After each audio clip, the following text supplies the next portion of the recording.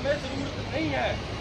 ये 35 साल बाद लड़ेंगे, जीतेंगे जीतेंगे आवाज दो, आवाज दो, हरियाणा सरकार मुर्दाबाद, मुर्दाबाद मुर्दाबाद इंकलाब जिंदाबाद। जिंदाबाद जिंदाबाद। दोस्तों, आज हमने नेट जीआरएफ और रिसर्च स्कॉलरों ने मिलकर पिछले लंबे टाइम से हरियाणा में असिस्टेंट प्रोफेसर की वैकेंसी नहीं आई और उन डिमांडों को लेके पिछले 15 दिन से हम तैयारी कर रहे थे। हरियाणा के हर एक यूनिवर्सिटी के अंदर मीटिंगें करके आए।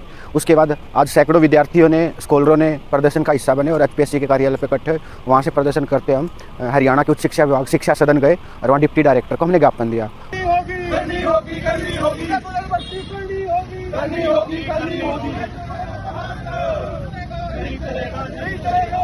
सुनिए ना, क्यों नहीं परसों नहीं रख पाए 11/22 में रूल्स अमेंड वो नए रेगुलेशन आ गए थे यूजीसी के, उसके बाद ही तो प्रोसेस किया है। 11/22 एक साल लगा है। नहीं, रूल्स अमेंड के लिए फाइल हो गई है, हमने कैबिनेट में लगा दिया था, कैबिनेट में डाल दिया था, उन्होंने कुछ क्वेरीज लगाई, वो रिजॉल्व कर सर्कुलेशन से पास हो हर मंथ में होते। हाँ, वो तो फिर रूल सरकार का सर्कुलेशन, मैं यहाँ पे फैसला तो नहीं कर सकता। ये है कि हम आपकी चीज़ों को सुनेंगे। एक रिक्वेस्ट हो रहा है सर, एसीएस साहब से, और एसीएस साहब से हमारी मीटिंग करवा दो, चाहे आप 2 दिन के टाइम बात करें। तो सामने टाइम लेना है, जो भी आपकी डिमांड है। मैं रोजगार के ये जो फाइल चल रही है सर एचकेआरएन पॉलिसी बना रहे कि जो प्रोफेसर होंगे आपके 3 घंटे है ना, यही हमने पूरा ये तो 30 डिमांड्स है ना, ये डिमांड दिख रही है। मैं दोनों की बात मीटिंग का ग्रुप ये हमारी प्रोमिनेंट आपकी डिमांड सुनी मैंने, discuss with the higher authority, director है, मीटिंग से सर आती है, पूछ सकते हो सर। डिस्कस करेंगे भाई।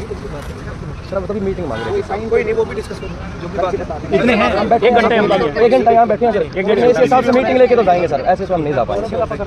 हमारे कोई असिस्टेंट रिसर्च स्कॉलर है और जो क्वालिफाइड लोग हैं जो असिस्टेंट प्रोफेसर के लिए लाइन में लगे, ये लिख लिया सर, ये इसमें लिखा हुआ है, ये सर ये एप्लीकेशन का नाम है और ये 3 संपर्क सूत्र है। निकलना कहीं पे, तो इसलिए ना परिवारों की कोई चिंता नहीं है।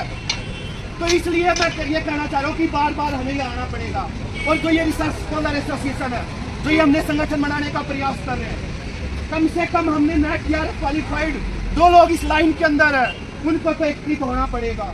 और सवाल ये नहीं है नौकरी, सवाल है कि अपने बच्चों के लिए शिक्षा भी बच्चे, तो ये भविष्य हमारे बच्चों का एक शिक्षाता के अंदर है। और भगत सिंह ने एक बात कही थी कि इस देश के अंदर मैं ऐसी शिक्षा चाहता हूँ, जो देश के अंदर क्या घटित हो रहा है कि मैं ऐसी शिक्षा नहीं चाहता कि पढ़ के तलरत पैदा हो। इस प्रदर्शन की जो मुख्य मांगे थी वो हमारा था कि जो एडिट कॉलेज है हरियाणा के अंदर, जो 97 कॉलेज जिसके अंदर 2100 जो टीचर काम कर रहे हैं, 1100 लोग नॉन टीचिंग के अंदर काम कर रहे हैं, उनको सरकार सरकारी कॉलेजों में टेक ओवर कर रही है ओनली स्टाफ को। एक तो मर्ज पॉलिसी को वापस लिया जाए।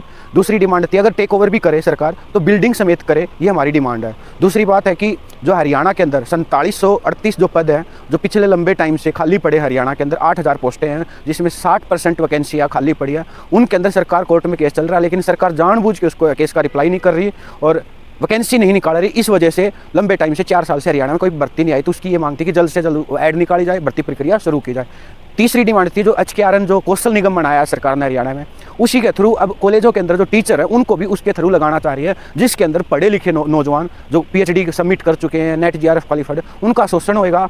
जहाँ उनका शोषण इस सेंस से काम उतना ही होगा, ज़्यादा होगा उससे भी, लेकिन सैलरी के मुकाबले उनका शोषण होगा, उन पे काम का वर्कलोड होएगा, कोई परमानेंट रोजगार नहीं होगा। जो लाखों रुपए उन्होंने अपनी पढ़ाई पे लाए वो खराब होंगे। इन 3 मुद्दों को लेके हमने आज प्रदर्शन किया। इसमें डिप्टी डायरेक्टर है जो शिक्षा सदन के, उन्होंने हमारा ज्ञापन लिया और 5 तारीख को हमारी शिक्षा सदन के अपने उच्च शिक्षा विभाग के डायरेक्टर हैं, एसीएस हैं, उनके साथ हमारी मीटिंग होगी। जो मीटिंग होगी उसके बाद देखते हैं सरकार कैसा रिस्पॉन्स करती है और फिर हम इस सरकार से बातचीत करने के बाद आगे का निर्णय आगे लेंगे।